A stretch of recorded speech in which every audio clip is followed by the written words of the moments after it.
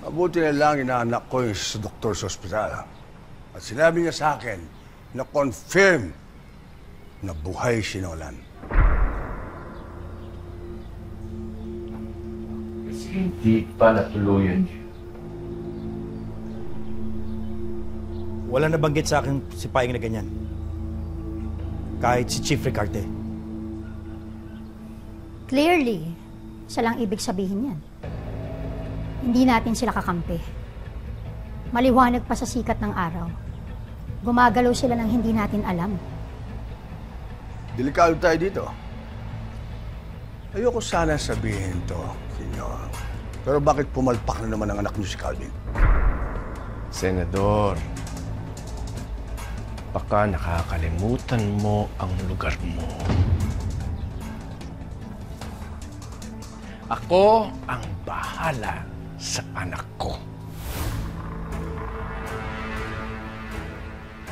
At meron na rin akong naisip na paraan kung paano tutuluyan niyang si Nolan.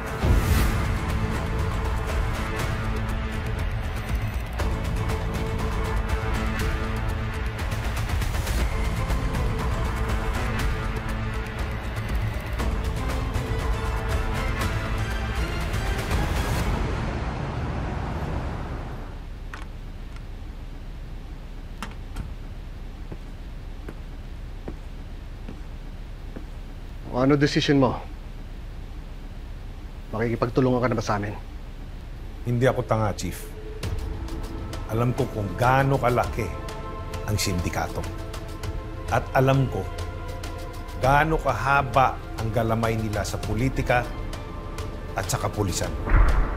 Kaya wala akong tiwala sa mga katulad mo. Magsasalita ako laban sa sindikato. Pero ang gusto kong kausap ay si Mayor Alfonso. Mayor Alfonso? Malabo yun. Hindi ko ilalagay sa alanganin ang buhay ni Mayor para sa isang sangganong katulad mo. Chief, sigurado ako na si Mayor Alfonso lang ang hindi konektado sa sindikato. Kaya siya ang gusto kong kausapin. Kaya mas mabuti, umalis ka na. Nag-aaksaya ka lang ng oras ko eh.